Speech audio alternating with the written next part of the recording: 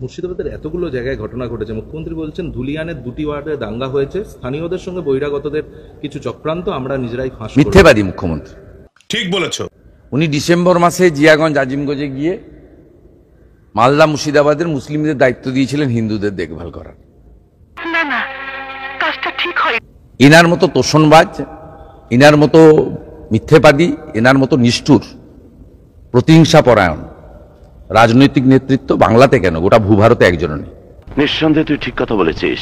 এই মাসে যাবেন উনি, এই মাসের প্রথম সপ্তাহে যাবেন। মুখ্যমন্ত্রী তো যেতেই পারেন, ৭,০০০ পুলিশ নিয়ে, হেলিকপ্টার নিয়ে যেতে ওনাকে কে না বলেছে? আজকে একটা মিছিল, উনি তো একদিনে 4 জায়গায় যেতে পারেন, ওনার তো 2-3টে হেলিকপ্টার আছে। বলুন।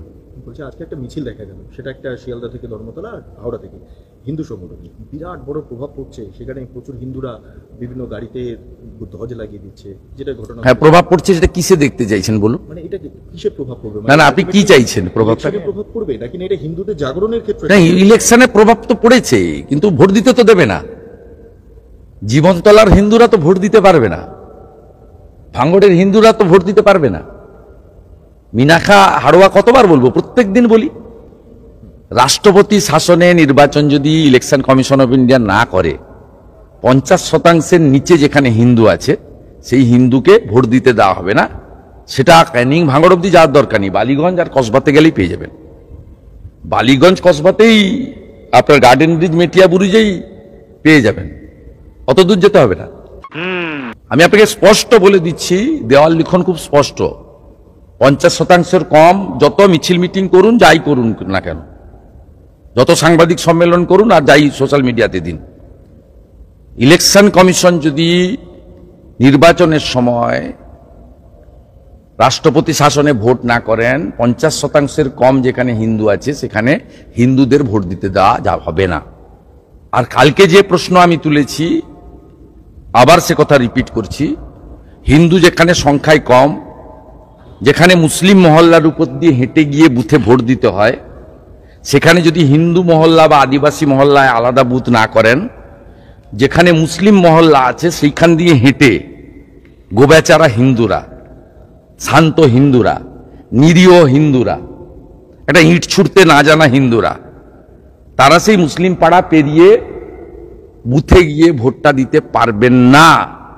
আমি একদম দায়িত্ব নিয়ে বলছি। হ্যাঁ হ্যাঁ হ্যাঁ, আমার বিধানসভা কেন্দ্রেই ভূতা মোড় বলে একটি জায়গা রয়েছে কালীচরণপুর অঞ্চলে, ছোট্ট একটা হিন্দু পকেট রয়েছে, 1200-র মধ্যে 175টা ভোট আছে হিন্দু, ওরাই ভোট দিতে পারে না, 21-এ পারেনি, 24-এ পারেনি। মানে এটা কি সম্ভব যে আলাদা বুথ করা? কেন সম্ভব না? করোনার সময় গিয়ে বাড়ি বাড়ি ভোট নিতে পারেন, কেন সম্ভব না? আপনার তো দায়িত্ব, ইসিআইয়ের সিওর দায়িত্ব, আপনি দিব্যাঙ্গদের জন্য আলাদা বুথ করেন। করোনার সময়ে অ্যাপার্টমেন্ট আলাদা করে দিয়েছিলেন, 85 বছরের বেশি আলাদা, 75 বছরের বেশি আলাদা, সোশ্যাল ডিস্টেন্সিং করে দিয়েছিলেন। আপনি কেন পারবেন না? কেন বাসন্তী গোসাবাতে, দিনহাটাতে কেন পারবেন না আপনি করতে? ভোট দিতে দেবে? ধুলিয়ানে হিন্দুর সংখ্যা কত? 14%, 16% শামসারগঞ্জে হিন্দু। ফারাক্কাতে সংখ্যা কত? 20%-এর নিচে। কালিয়াচকের সংখ্যা কত? 5%। ভোট দিতে দেবে নাকি? যান না ভোট দিতে। আমি যা বলছি বাস্তবের উপরে দাঁড়িয়ে বলছি। এই যে পশ্চিমবঙ্গের যে ডেমোগ্রাফি পরিবর্তন, রাজনৈতিক কারণে সিদ্দিকুল্লাহ চৌধুরীরা, ফিরহাদ হাকিমরা, মমতা ব্যানার্জিরা তৈরি করেছেন, তার ফলে আগে বিজেপির হিন্দুদের মারা হতো। এই বাংলাদেশের ঘটনা থেকে অদ্যাবধি নানা ঘটনার মধ্যে দিয়ে প্রমাণ হয়েছে তৃণমূল এবং সিপিএম এর হিন্দুরাও কিন্তু আক্রান্ত হচ্ছেন।